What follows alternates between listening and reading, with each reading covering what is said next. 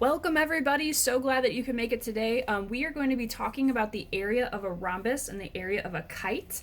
I'm pretty excited about this day. I'm actually going to prove the area formulas to you, not just give them to you. Hopefully by now your geometry teacher has instilled the love of asking why and proving things. So that's where we're going to start today.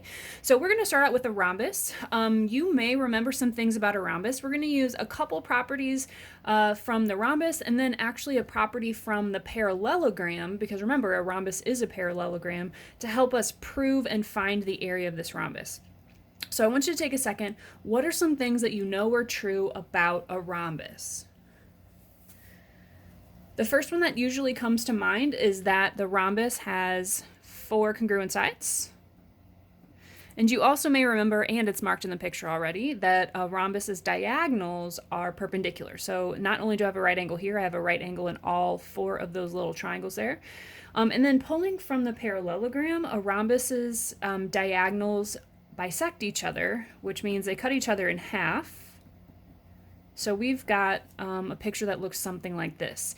Now, because this is a parallelogram, then we automatically know that its area formula can be written as base times height, because all parallelograms, you can find their area by saying base times height.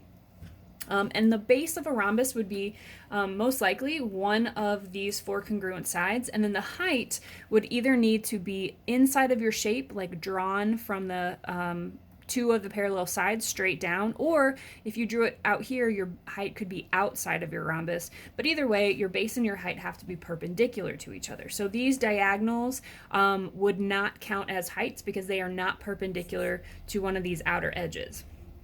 So base times height is definitely one way you can find the area. However, there are a couple other options that I want us to consider. The first one is, a minute ago I just mentioned that these 2 diagonals cut our rhombus into 4 triangles. These 4 triangles not only are right triangles because the diagonals are perpendicular, but they're also, you guessed it, congruent. These 4 triangles are all going to be congruent because of side angle side or because of side side side. So we actually have 4 congruent triangles. That means we can find the area of our rhombus by adding together the areas of those 4 triangles, or finding the area of one triangle and multiplying by 4. But that's only one way that we can think about it. We can think about these diagonals as splitting into 4 smaller congruent triangles, but we also want to consider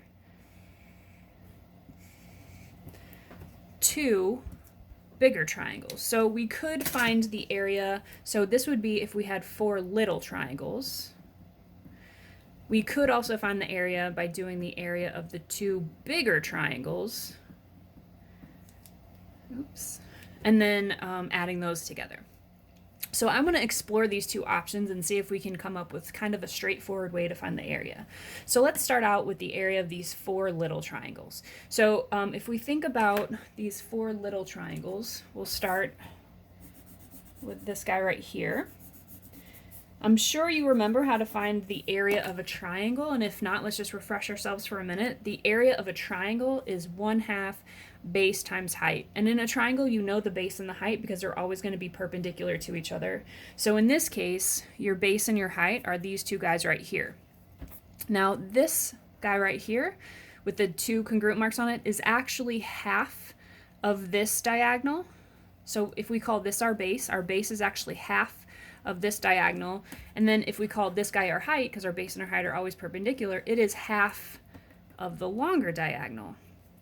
So if we're talking about our 4 congruent triangles, 1/2 base times height, so there's our 1/2 for the 1/2. We're talking about our base being represented right here is half of, well, we'll just call this diagonal 1, and we'll call this longer one diagonal 2. So the base of this little triangle right here is half of diagonal 1.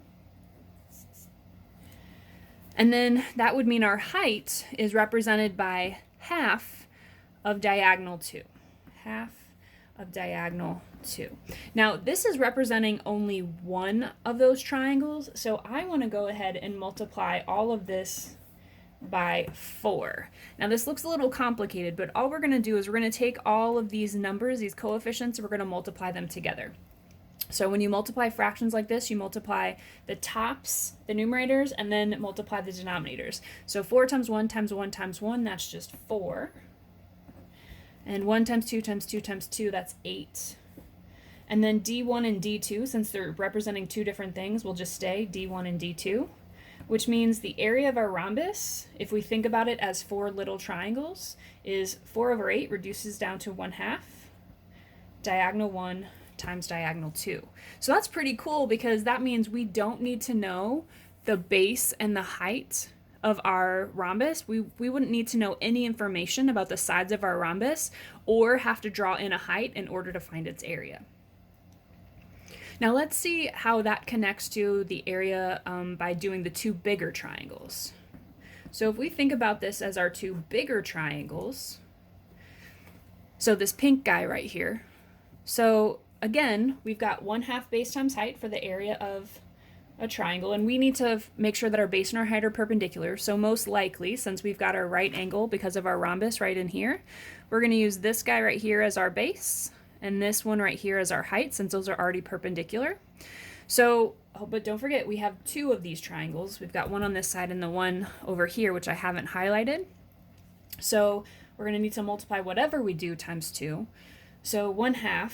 So the base, if we're talking about the base being represented by this guy right here, that's actually the full diagonal 1. Diagonal 1. And then our height, what's representing our height? Isn't that just half of our second diagonal? So that's going to be half of diagonal 2. So now we're at the place where we're kind of like here, except it looks a little less complicated because there's a little less going on. But we're going to do the same thing. We're going to multiply all these coefficient numbers together. So 2 times 1 times 1, we've got 2. 1 times 2 times 2, we got 4. And then our diagonal 1 and our diagonal 2. But again, 2 over 4, go ahead and reduce that down to 1/2, which means no matter what we do, we can find the area of a rhombus by doing half of the diagonals multiplied together. So that's pretty cool. Again, we wouldn't have to know any information about the sides or any information about the actual height of the rhombus, since we know the area of a rhombus can be found as diagonal 1 times diagonal 2.